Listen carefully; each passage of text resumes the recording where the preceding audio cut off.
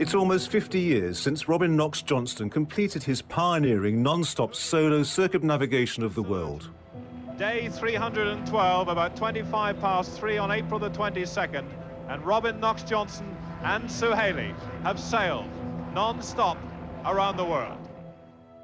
Nearly 3 decades later, the Clipper race was born. Sir Robin's concept was clear: sailing the world's toughest oceans in a circumnavigation around the planet. But not for an elite few. These would be everyday people with a thirst for adventure. You know, life is for that, to take risks, to follow your dreams.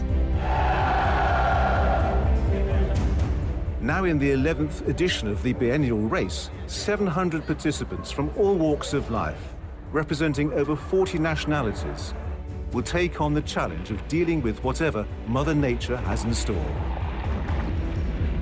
Battling the elements out on the world's greatest oceans, they will experience some of the toughest conditions imaginable. From hurricane-force winds to squalls that can knock a boat flat. From stifling heat to sub-zero conditions and the danger of possible injury. If you could imagine taking a cheese wire and almost cutting down that line. They must learn to live with strangers, sailing 24 hours a day for weeks on end. All within the confines of a 70-foot yacht in the middle of an ocean. 40,000 miles, 13 races, 12 identical yachts, 6 continents, one unique challenge. This is the race of their lives.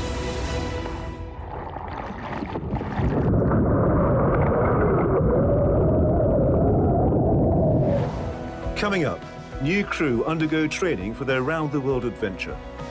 There's a spectacular race start from Liverpool. We meet a Uruguayan adrenaline junkie racing to his home country, and a young Caymanian looking for new challenges. The court of King Neptune convenes on the equator. Plus, an injury aboard one of the yachts forces a dramatic medical evacuation.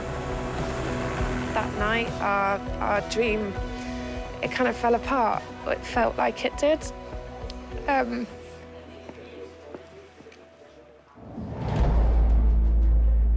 The Clipper Race is a global series of 13 races between 6 continents over 11 months. Starting in England, the first race is a downwind roller coaster to Punta del Este, Uruguay. Race 2 takes on the South Atlantic to South Africa, and then it's the infamous Southern Ocean sleigh ride. The Australia leg is split into 3, from Fremantle, including the iconic Sydney-Hobart race, ending in Airlie Beach before heading to the city of Sanya in China for the first time. Then it's north to a wintry Qingdao, before crossing the mighty Pacific Ocean to Seattle. The US coast-to-coast leg is 2 races via the Panama Canal up to New York. The final leg sees the fleet cross the Atlantic Ocean to Northern Ireland, then the last race back to Liverpool.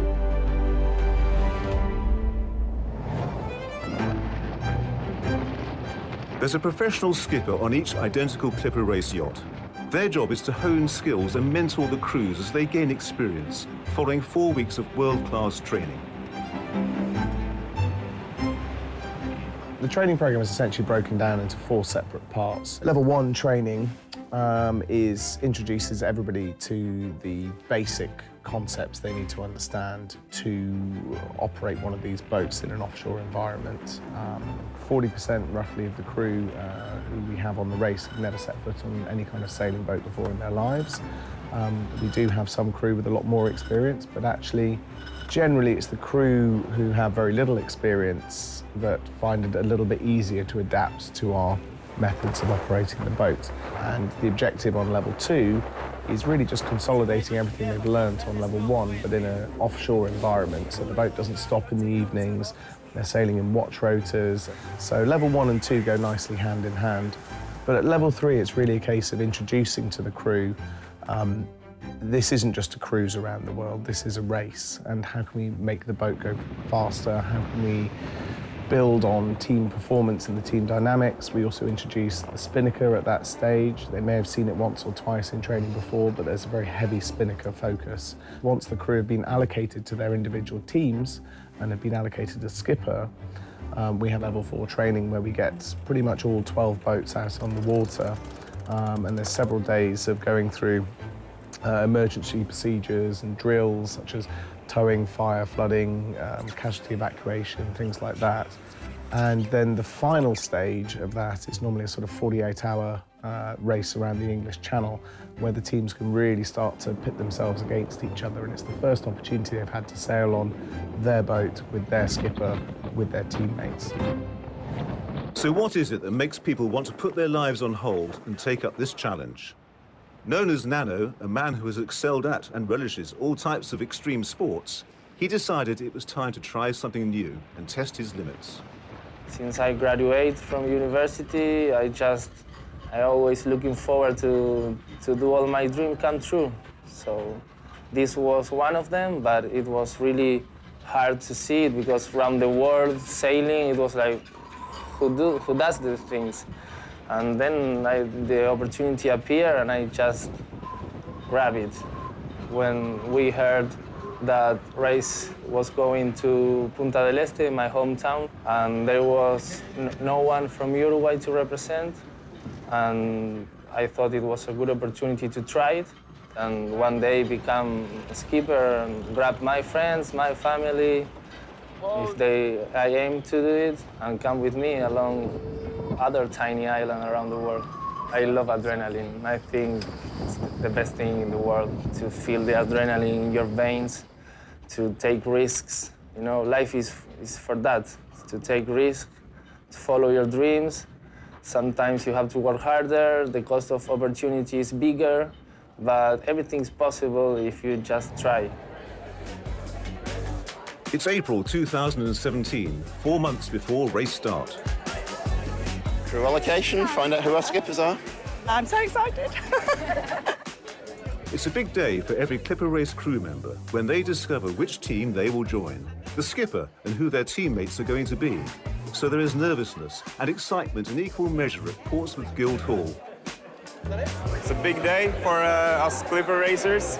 I come from Norway just for this occasion. And I'm really beyond excited. It's our mass crew allocation day, so it's where we get as many crew together as we can, and they all gather in one place and we go through the race route, tell them exactly where they're going to be racing and the different ports and stopovers, and then we announce the skippers, and the big part of the day is the race crew allocation. So the crew members get to find out exactly which boat they're going to be on, who their skipper is, and who they're going to be sailing with. With this 11th edition of the Clipper Race, a new team of professional skippers has been appointed to guide the amateur crews around the world. It's a painstaking selection process, which includes providing pre-race training before being appointed to lead their own teams in the race. Shall we get on with it? Yeah. Right. Okay, each skipper's going to come out, they're going to read the first half of their team, they're going to sit back down, it just keeps the suspense. So I hope you've all got your lucky pants on. I have. Jennifer Hall. Hans-Peter Belschmeyer. John Charles. Julie Dunn. Christine Laming.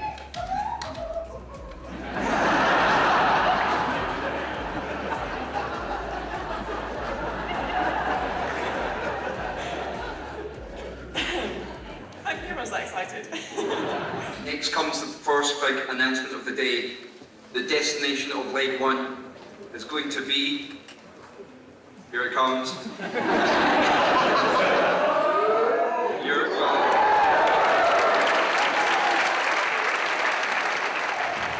This afternoon, what the skipper's doing is setting out how he wants to run the boat, how he gets people selected to various jobs in the boat, who's going to look after the crew fund, who's going to deal with the families and friends and help with the blogs.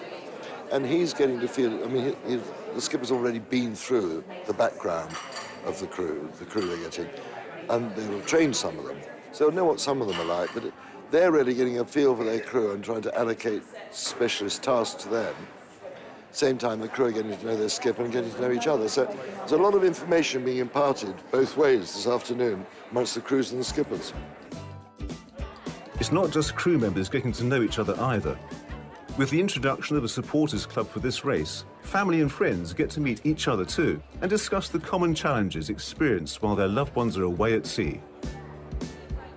Well, the race crew, they're off on these exciting journeys and they're leaving behind their friends and family whose lives are just going on every day as if it was normal, but they're missing that one person. So having these networks and other people who are also without that person while they're at sea means that they've got people to be in touch with, other people to talk about it, or generally just have conversations with and feel supported as well. For the Clipper race staff, this is 3 months to go now till race start, and everything ramps up from here. Huge effort, but a really good day.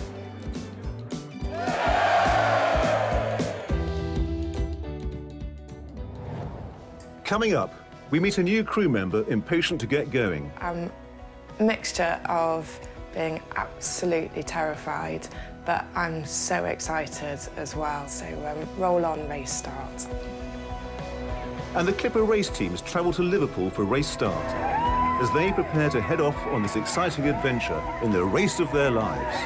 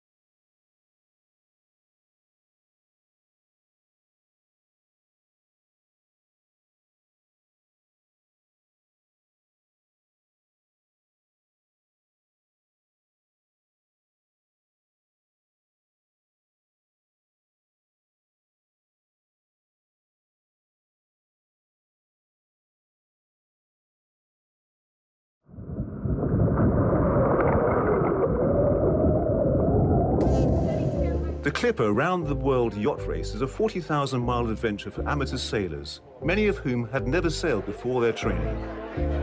Over 700 crew will take part over the 11 months of the race, taking on the world's largest oceans in a journey that will test them to their limits.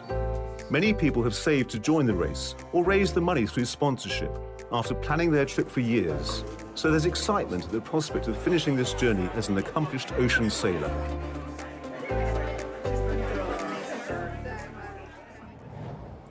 At home in London, novice sailor Jennifer Hall explains what made her want to take up this challenge. Probably about 2 years ago now. I had loads of big things in my life kind of change. So, for example, my dad got diagnosed with cancer. I split up from my other half of 10 years. I moved out of my home. I got promoted into quite a big job at work, probably a bit before my time. So all my kind of big security balls, if you like, in life had kind of all been sort of thrown up in the air. And I was really determined that, I guess, A, I wanted to grab hold of life and make the most of every minute that I had. And then secondly, I probably had a fear that, about being loved again and actually wanting a sense of belonging. And at that time, someone asked me, you know, if you could dream of anything crazy in the world, what would it be? And I just said to her, you know, I think I want to go and sail around the world. And it was just that moment of, oh my God, wouldn't that be kind of amazing? And as soon as I'd said it out loud, it was like, right, how are we going to make this happen? So, you know, everything's always one click away. So there I was, Google, off I went. And then you find out and you discover more about Clipper. And then before you know it, you're kind of on your training, you've met people, you know, the skippers are brilliant. And then you're in, and before I knew it, I was in and I was sailing around the world. So I'm selling my car, which I'm absolutely devastated about. That probably is the one thing that, out of everything I'm going to leave behind, I'm gutted about. So if it's something you want to do, you will find the means of making it happen, because it's a life dream at the end of the day, and that's priceless. I've never sailed before. I'm a mixture of being absolutely terrified, but I'm so excited as well. So, yeah, I can't wait now. So, roll on, race start.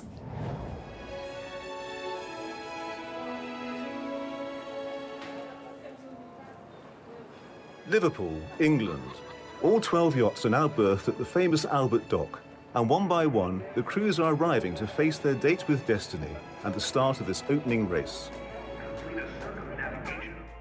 And the docks are buzzing with excitement as preparations continue. So the crews on all the boats are all fully trained now. They've all done 1, 2, 3 and level 4 training with their own skippers. They're busy now this week preparing the boats, getting the victualling on board, last minute maintenance, and I guess sorting their own domestic stuff out as well for possibly 11 months at sea.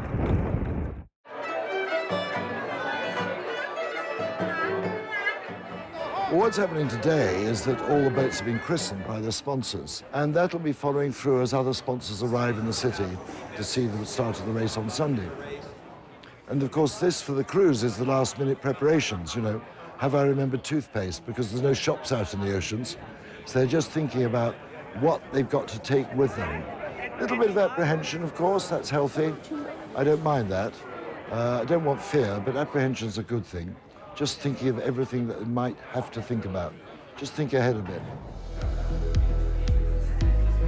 There's the final mass crew briefing before departure, and the Clipper race team updates everyone on the weather conditions expected ahead, reminding them all of the key phases to come while underlining the focus on safety. Quite early on Sunday morning, the Clipper race fleet are leaving Albert Dock. They'll be moving into Canning Dock, and they'll be exiting Canning Dock out into the River Mersey 10:15 and get ready for the race start. This is a great location. It's a great waterfront, so there's stacks of spectator viewing. The fleet will be really close to the shore, close manoeuvring, close quarters racing. It's going to be a great spectacle. It's an early start for everyone, but there are large crowds of well-wishers, family and friends, hoping to get a front-row view of loved ones before they depart on this exciting adventure.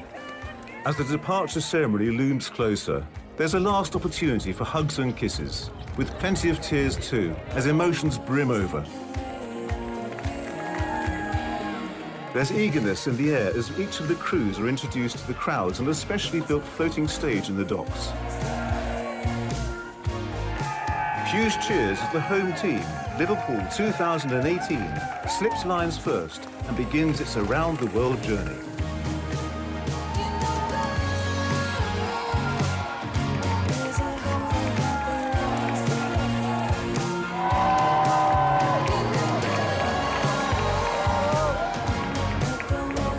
With cheering, dancing and waving, all of the crews soak up the atmosphere as they head out onto the famous River Mersey to prepare for race start.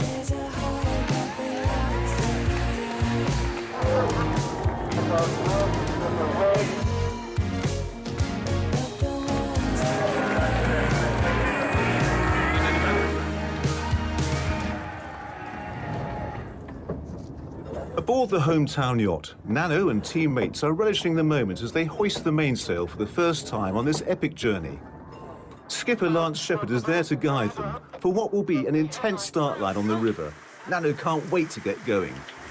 I'm feeling so excited to be here in Liverpool starting this race with all my crew members that are becoming my friends.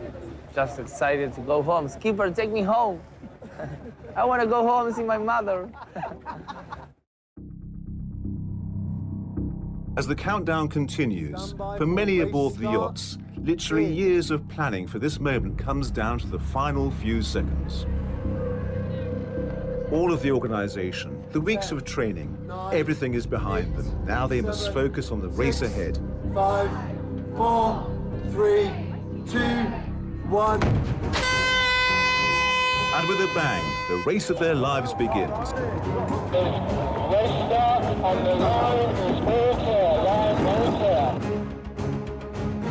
Over 6,400 nautical miles of ocean. Next stop, Punta del Este in South America.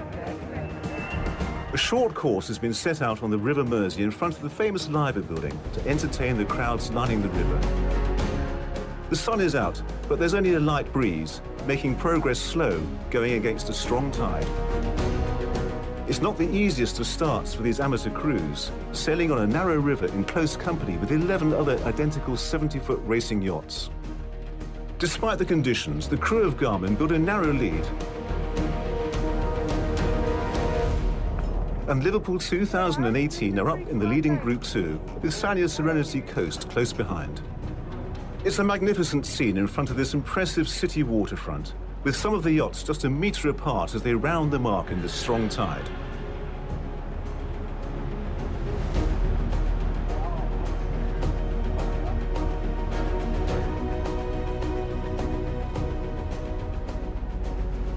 Now the crews trim in the sails as they race towards the river mouth, the yachts leaning further as the wind increases in the gusts.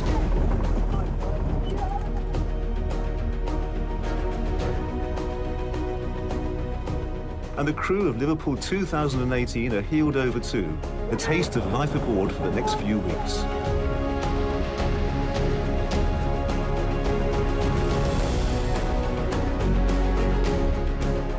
After completing the start course, the crews are soon into full racing mode as the wind begins to build and the river banks widen into the mouth of the estuary and the sea beyond, swapping tacks as they vie for the lead.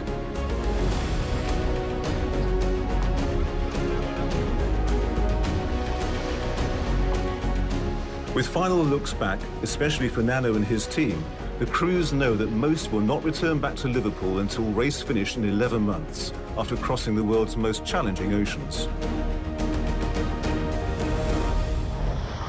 Aboard Liverpool 2018, James McPhee, who grew up in the Cayman Islands, has taken on the role of watch leader.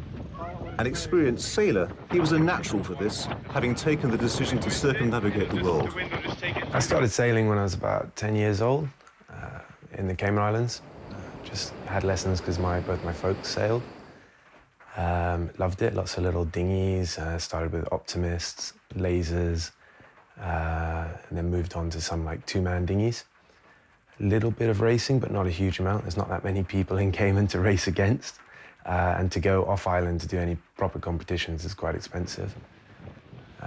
To do the Clipper, I've been dreaming about it for the last sort of 7 years, since I heard my first boss take part in a few legs. Been sort of saving and working towards it ever since. I like the team camaraderie of team sports and big team sports as well. Doing the best you can for the team in general, but I would also like to win. I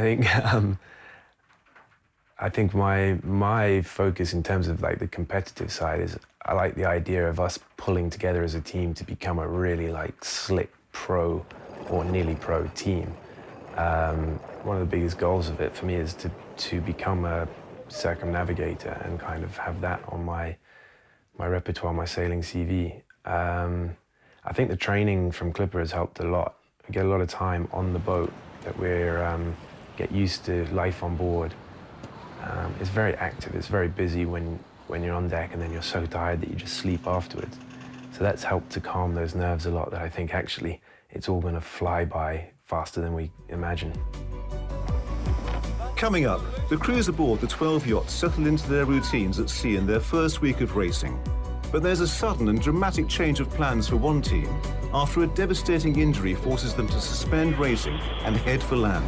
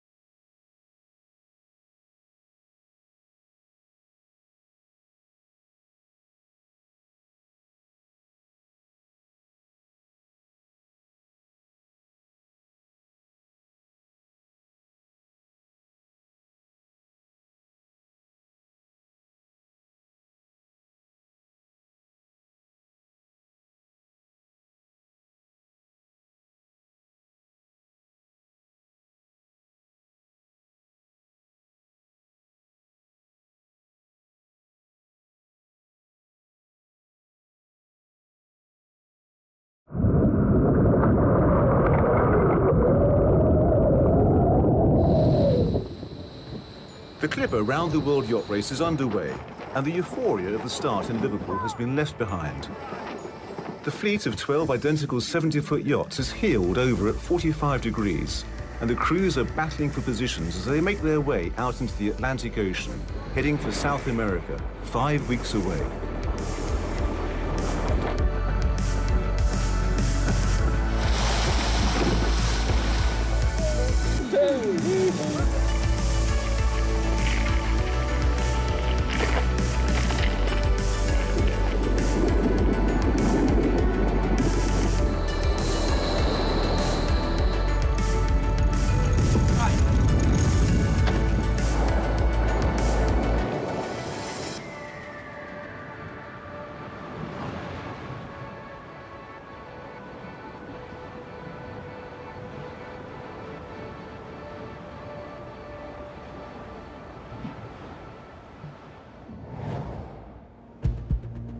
Racing from Liverpool, lighter than expected wind sees the teams all in close company.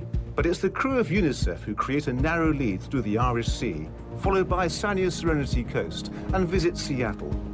Just 20 nautical miles separate the entire fleet. It's an enthralling experience for everyone in the opening phase of this race. After 4 days, the crews are learning more and more about the strange new life they've chosen, and the usual system of what are called watches takes some adapting to, despite a taster during training. Most teams have adopted a 6-hour on-watch, 6-hour off-watch system, followed by 4 hours on, 4 off, and then 4 more back on watch again, through 24 hours a day. It's an exhausting pattern of sailing, sleeping, eating, and more sailing. On these Clipper 70s, we split the whole crew into 2 watches to sail the boat is their main responsibility. But largely it's, keeping an eye on the course and direction.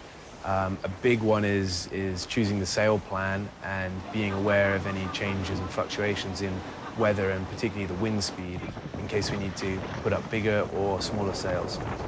Coming down in the trade winds and getting the spinnakers up, and trying to get everyone kind of trained up on helming. I had 2 days of heavy concentration, glued pretty much next to whoever was on the helm, constantly telling them, up, down, on the winds, left, right, and kind of trying to explain how to sail a boat to the spinnaker.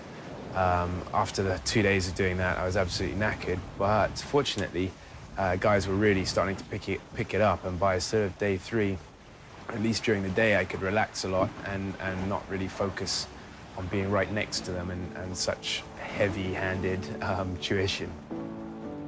The Clipper Round the World Yacht Race experience doesn't just consist of sailing the yacht.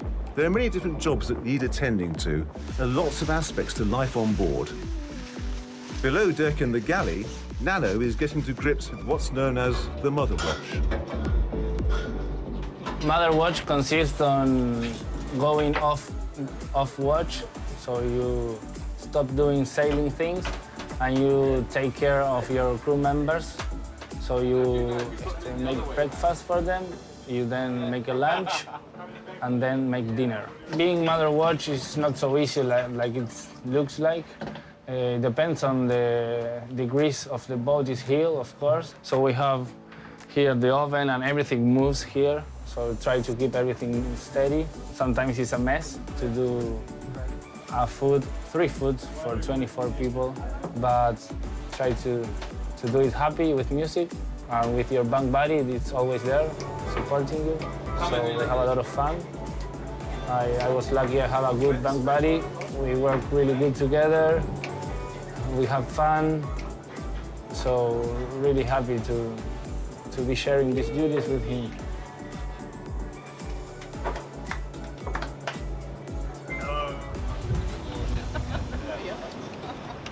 It's dinner time, and the crew are rewarded for all the hard work on deck. As the evening draws to a close before the night watch changes, Skipper Lance brings the crew together to update everyone with some shocking news from Clipper Race HQ. Dave Harson, the skipper of Greenings, has had an injury. Just had a phone call from the race office. A crush injury to his hand. So the Clipper coxswain's taken over the boat and they're heading towards Vigo in Portugal to have him evacuated from the boat to obviously get medical attention. So we're on standby from the race office at the moment to possibly escort them back to Vigo. So they've got somebody with them to give them that warm, fuzzy feeling of not being on the road. It's a bitter blow for the crew aboard Greenings. Their skipper has been injured when helping to change a sail at night, and so they are forced to divert towards Porto in Portugal. They're over 400 nautical miles from land, and after receiving treatment from the onboard medic, the decision is that Skipper David requires an operation to his hand. The crew turn on their engines, suspend racing, and motor sail as fast as possible towards the shore. After a long night, the Greenings crew are closer to land, and the weather is calm enough for a helicopter evacuation of the skipper. A Portuguese Coast Guard spotter plane helps coordinate location and procedures with Greenings coxswain, Jeremy Hilton. The diver goes in, we stand off no more than 100 metres, he will always be in sight of us with his AIS deployed. Skipper Dave Hartshorn has been brought up on deck while he waits to be airlifted to hospital, as the crew make sure nothing on deck will be damaged by the helicopter's downdraft. The rescue services have asked that David drop into the water for the helicopter to safely collect him, given the height of the yacht's mast.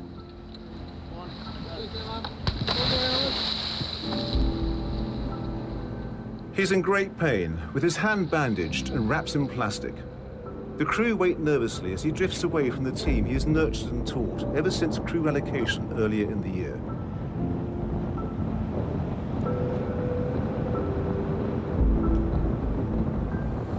Only Victor 2-4, rescue aircraft calling. With the yacht at a safe distance on standby, the helicopter heads in towards him.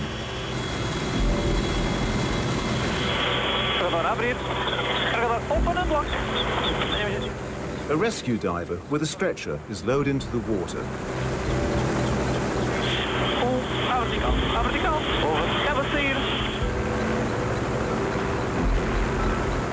David is clearly protective of his injured hand and the swell caused by the powerful downwash of the helicopter. The swimmer has to get him onto the stretcher and secured. It's not easy.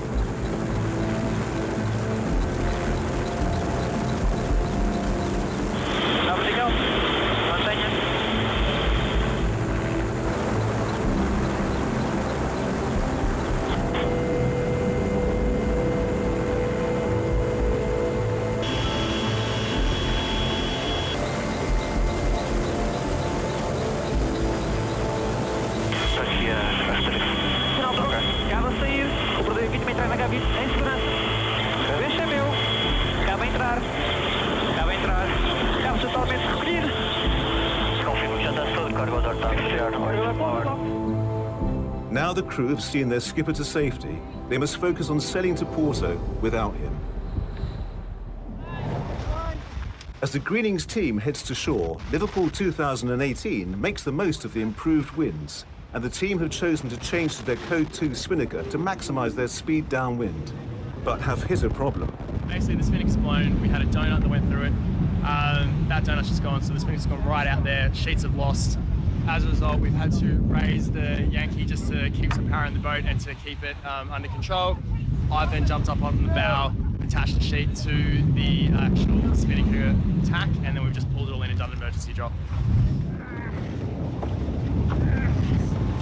Well, I'm sweating the energy fork over the pen.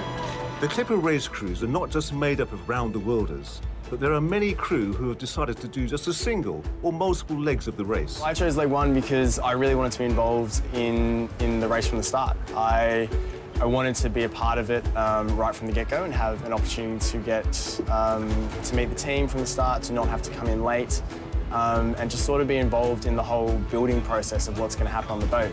There are challenges to living on a boat for 5 weeks. For it's just sort of the little things like daily life and things that you would normally take for granted. So even just getting up and walking around, if you're on mother duty and cooking, just add an extra 20 minutes to whatever time you've allocated to cook. Obviously, joking around, but going to the heads whilst the boat is sideways is always a challenge. But I wouldn't say that there's nothing that's not great about it, because that implies that it's bad, and I'm not having a bad time. I really, really think that this is such a good experience, and part of the reason why I signed up was to have a challenge and to not live an everyday life. So all of these challenges, as much as sometimes they can be difficult, you take them in your stride and you hope that by doing so you're able to achieve something that's really cool. As the rest of the fleet races away to the south, the crew of Greetings have taken almost 3 days to reach Porto in northern Portugal, where a new skipper will be joining them. They are met by Clipper race officials who have flown in to assist. Come up, welcome to, I'm just saying, welcome to sunny Porto.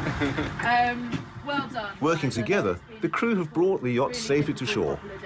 Well, the biggest challenge is we're 400 miles offshore, which is way outside the range of helicopters. So the agreement was that we were given a route by the Portuguese Coast Guards to sail towards the coast. And we found actually, though they've reported motoring, sailing was faster than motoring or motor sailing because we actually had good winds.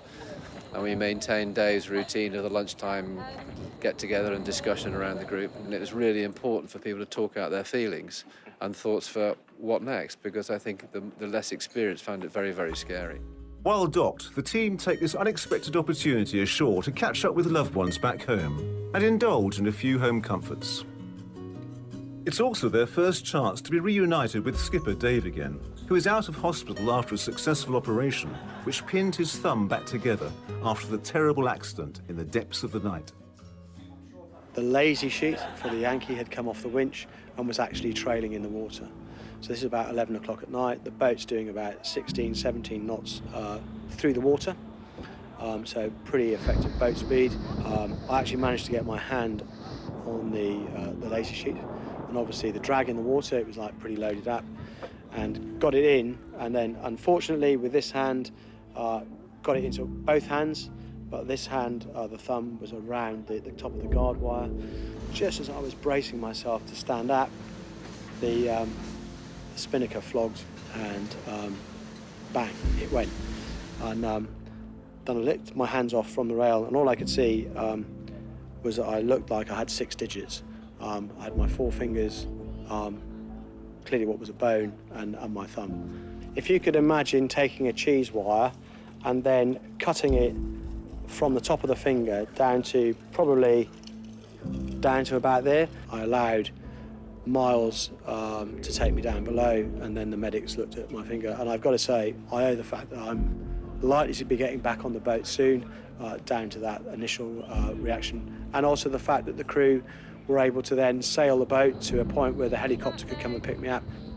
I was standing at the back of the boat, never really anticipating doing that you were going to actually step away from a boat that you're skippering with your crew, who are, at the end of the day, an amateur crew. Although they've had great training, they are an amateur crew, and you're the skipper.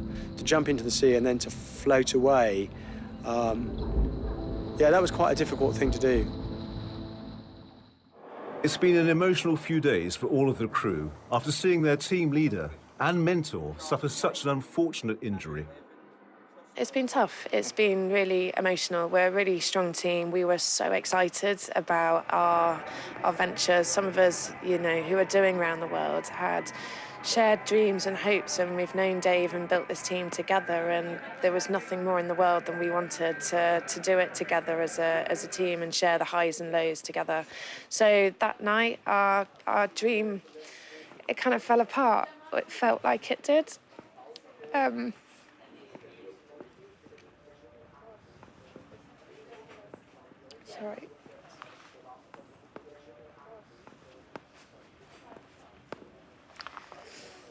He's been such an inspiration to all of us, and he gives us the belief as a team that we can go on and do brilliant things, and has grown the capability, the confidence, the spirit in the team, and he's a massive part of it. And, you know, a lot of us reflected that night that without him, it was going to be, you know, our dream was shattered.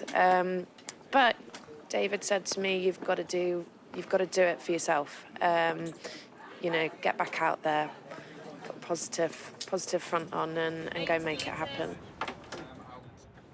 With the crew preparing the yacht for a swift departure, the time is near for Skipper Dave to hand over the reins to former Clipper race skipper and deputy race director Dan Smith, who will be interim skipper to Uruguay. For them, obviously, new skipper, and old skippers do things slightly differently, so we'll need to learn to work together. But from what I've seen, really strong team, and we won't have any problems. We'll do well together. With fresh provisions loaded, it's a quick turnaround to get back into the race, so Dave has to once again wave goodbye to his crew as they slip lines and head back to rejoin the race. It's going to be very hard for me. I know at the moment, 24 hours ago I was still getting over a 3-hour surgery in general anaesthetic, but it probably hasn't quite sunk in yet that they're going on without me. But it will be difficult, and I know that I'm going to get impatient to join the boat, but they'll do well. They will motor back to the racecourse and continue, as they will be given redress for the time lost in the race. But with a new skipper aboard, how will they cope? And can they do enough to challenge for the lead? What is the name of this boat? Coming up, crew aboard each yacht must appease King Neptune as they make their crossing of the equator. Aboard Liverpool 2018, there is an act of treachery that cannot go unpunished. And there's tension and excitement as the fleet approaches the final stages of this long and dramatic race to Uruguay.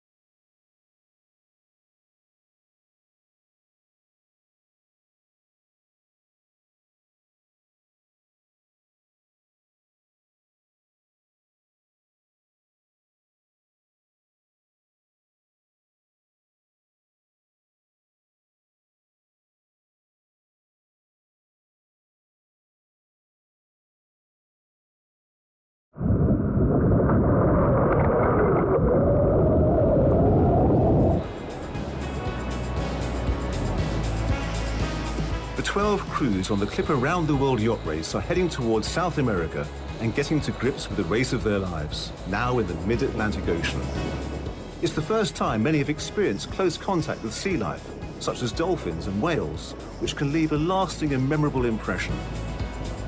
All of them continue to learn more about how to get the best possible speed from their yachts, and have settled into the routines of the watch system and the never-ending demand of changing sails to match the prevailing winds.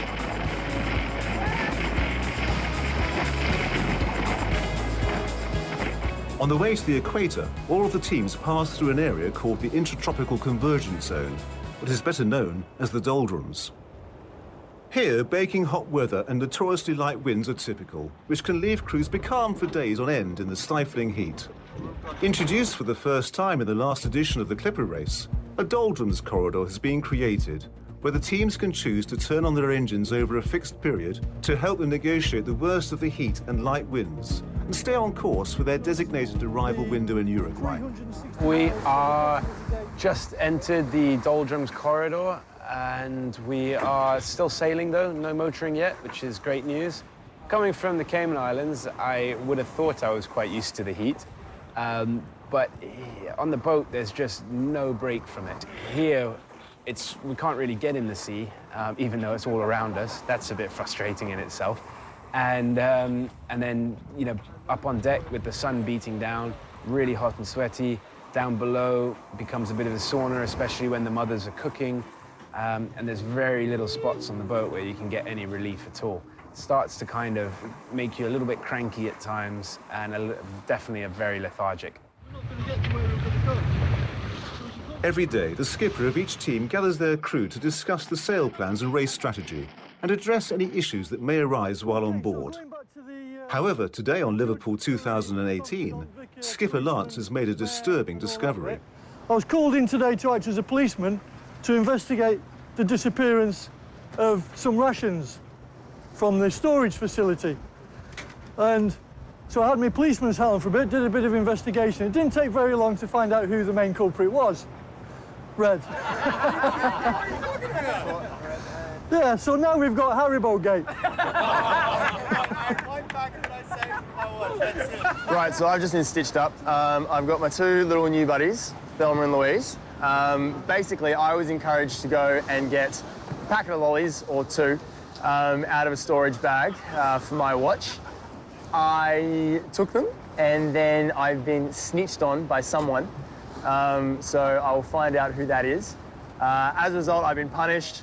I have to keep Thelma and Louise with me, which are two raw eggs, at all times for the next 4 days. If I can't produce them upon reasonable request, I'll cop an extra 2 eggs on the head, under the hat. And I do like my hat, so I really don't want that to happen. On the other offence of trafficking, Thelma and Louise... These are the risks you take when you want to get extra lollies for your watch. But hey, that's what happens. You've got to break a couple of eggs to make an omelette. Aboard the yachts, each crew member is allocated a special role whereby they are responsible for the upkeep and maintenance of certain aspects of the yacht to keep the team competitive. Helen has been given the job of sail repairer and is beginning to understand the limitations of working on frequently damaged, very large sails in the confines of an ever-moving 70-foot-long yacht full of people. I did actually volunteer for the role. I'm beginning to think that might have been an error now. But yeah, I wanted to contribute as a round-the-worlder. I wanted to contribute more than just the sailing.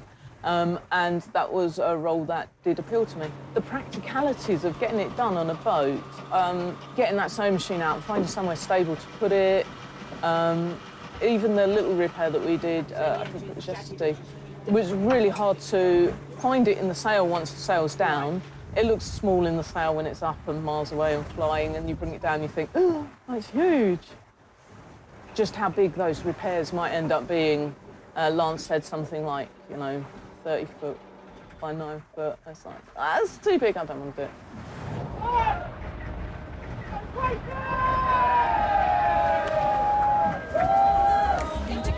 Moving ever further onwards through the race, one by one, each crew reaches and crosses the equator. It's a magical moment, passing from the northern hemisphere into the southern. What may go unnoticed in an aeroplane is a cause for celebration aboard an ocean racing yacht.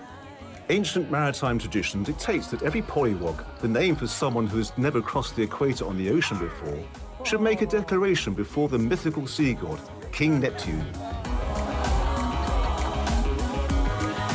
Thought about it.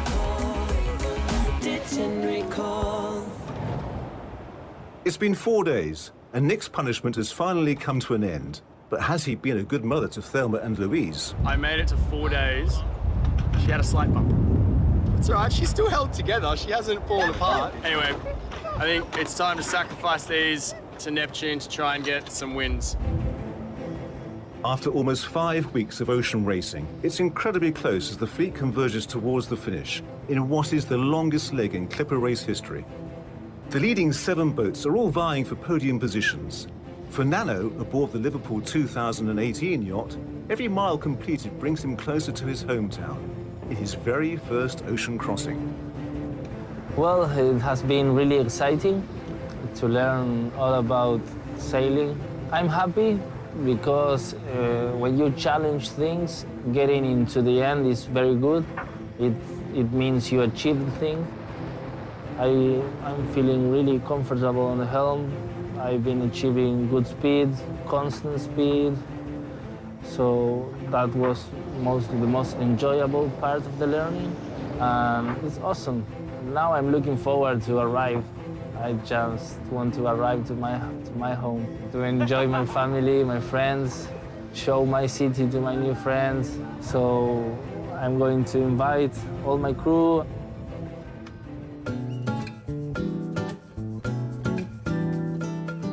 It's the beginning of spring in Uruguay, and the popular seaside city of Punta del Este is starting to awake. There's excitement building ahead of the race arrival, and a huge welcome anticipated for local boy Nano.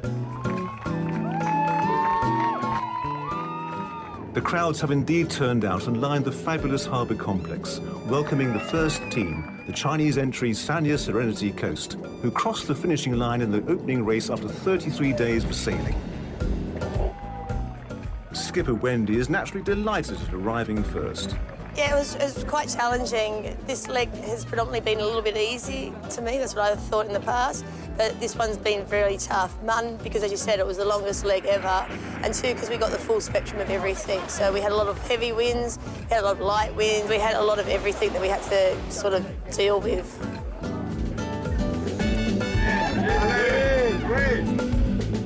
The next 6 teams arrive in rapidly changing weather conditions through the following day and night after completing the 6,400 nautical mile challenge. There's relief, exhaustion, and a massive sense of achievement as the crews take their first steps ashore again after so long at sea. Early next morning, Nano and the crew of Liverpool 2018 make their way towards the harbour, and his friends and family are there to greet him.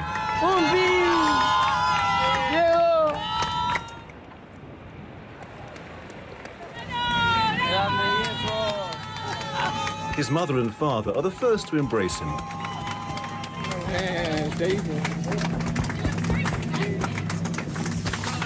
Let me go down. See my mother. Today, have my family here is awesome. I knew they were going to be waiting for me, and I was really expecting everyone here. I didn't know they were going to be pink and all those yellows.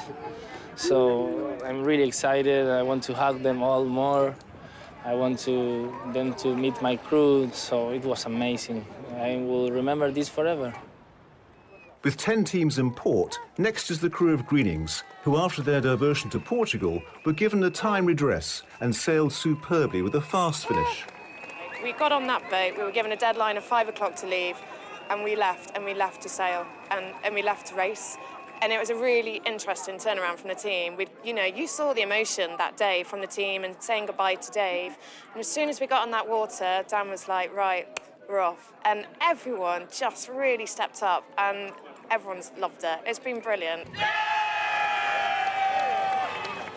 Finally, all of the crews are reunited in port, and it's time for celebrations and the awards ceremony, hosted by the Punta del Este Yacht Club, after an incredible sailing experience.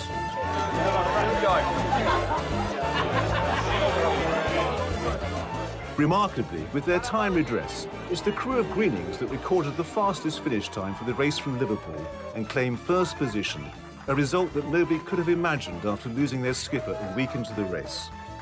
So it's winning gold pennants for the crew and a valuable 12 points towards the overall standings. The crew of Sanya Serenity Coast celebrate their second place on the podium, and it's the PSP Logistics team which takes third place. However, overall, after race 1, it's the crew of Great Britain who top the standings, having played their joker card, which doubles their points for finishing 4th, leaving the Greenings crew second overall. Next time, the 12 crews take on the South Atlantic Challenge as they battle through storms on the way to Cape Town in South Africa. Then it's the infamous Southern Ocean sleigh ride across to Australia, which lives up to its reputation once again, with yachts damaged, a dramatic emergency, injuries, and a tragic loss for the Clipper Race family.